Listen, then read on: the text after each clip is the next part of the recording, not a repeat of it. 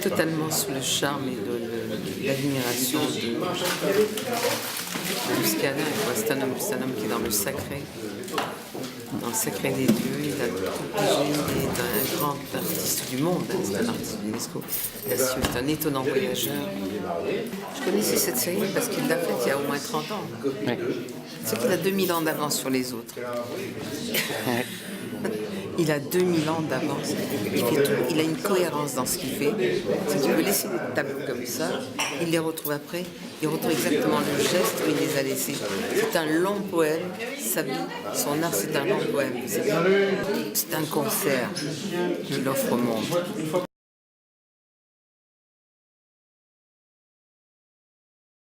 Nous sommes dans la première période, 1987. Et là, je travaille sur un papyrus ancien. Un papyrus qui est resté 17 ans dans l'eau, mais il a perdu sa chair un peu. Et c'est ce que je voulais donner une expression d'histoire, d'une certaine antiquité. Et c'est un matériau qui est magnifique. Les premiers chrétiens dans l'histoire de l'humanité, les premiers chrétiens, ce sont les Coptes. Et donc les Coptes, lorsqu'ils ont investi les temples égyptiens, ils ont donné la marque de la chrétienté à l'intérieur des symboles les plus profonds, les plus visibles de l'Égypte ancienne, c'est-à-dire la croix en C. Je rappelle, la croix en C est composée du soleil, Ra, de la ligne de partage entre la terre et la mer, qui est le rivage, et le Nil. Donc on a dans la croix en C la personnification ou l'image symbolique de l'Égypte, puisqu'on a le Nil, la bordure de mer et soleil qui irradie le Nil. Et donc on se retrouve ici dans un temple que j'ai symbolisé par ce carré long, ce qu'on appelle donc ce rectangle, et à l'intérieur se trouve la croix en C avec la croix copte à l'intérieur, c'est-à-dire la croix aux 4 éléments identiques. C'est la croix de gloire chez les chrétiens. Voilà, c'est un tableau qui est symbolique de l'Égypte à la fois ancienne et copte.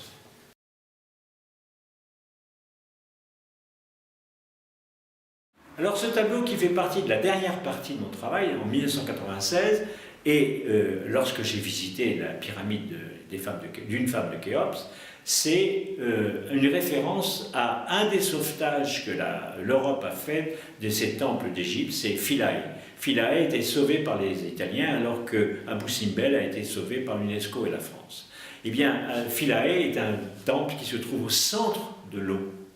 C'est une splendeur, on y arrive de nuit en général, et c'est ce souvenir de la nuit que je regarde, comme on le voit ici, puisque c'est l'or qui va traverser le temple lors de la lumière nocturne, qui va traverser le temple au moment où on y arrive.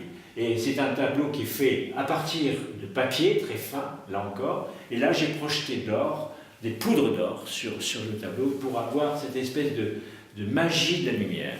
Alors la technique utilisée, c'est la technique de l'homme de Néandertal, celui de la grotte Chauvet, celui de l'Homo sapiens de la grotte Chauvet il y a moins de 35 000 ans, c'est-à-dire que c'est la poudre qui est projetée à la bouche. Et quand je n'arrivais pas, là c'est plutôt là, et quand j'avais une densité à faire, j'ai utilisé l'aérographe qui est très pratique pour ça, et c'est de la poudre pure, c'est de l'or pur. C'était tout à fait... pour moi passionnant. D'ailleurs, cet or va irradier même la partie qui est faite avec de l'encre de Chine. J'ai utilisé un pinceau qui était presque sec pour avoir une encre de Chine qui n'était pas, disons, trop prévalente et qu'on ait des traces de pinceau dans lesquelles l'or va pouvoir s'immiscer. Et c'est un travail de fou, hein, mais je pensais que là, on avait quelque chose à chercher et comme je vous disais, je suis un traqueur de lumière, c'est une forme de lumière comme une autre.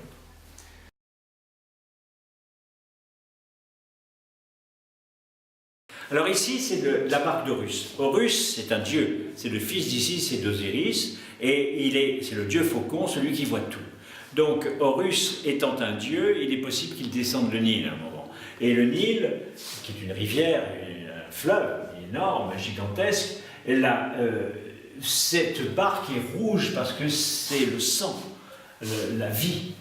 Chez les Égyptiens, le sang représente la vie partout et en même temps, chez les pharaons et chez les dieux, le sang c'est l'or. Donc il y a une liaison très étroite entre le rouge et l'or à l'intérieur de l'Égypte. On trouvera ça d'ailleurs ensuite dans ma peinture en 1996. Et Horus descend sur cette barque, le Nil, qui traverse la terre noire, la terre riche d'Égypte.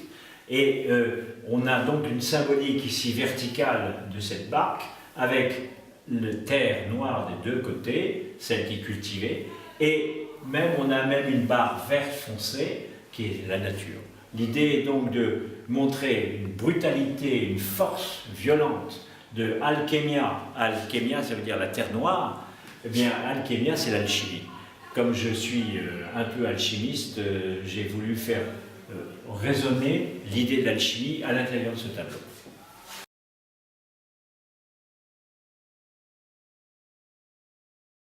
Alors, là, nous sommes sous la mer.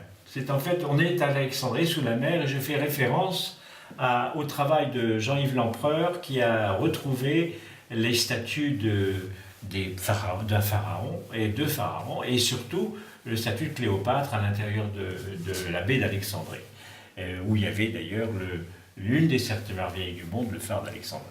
Et là, dedans, on est dans l'eau, et on regarde vers le ciel, et vous voyez que la partie sommitale du tableau est beaucoup plus claire que le sombre d'en bas. Et c'est un travail sur un papier translucide, enfin un papier très fin.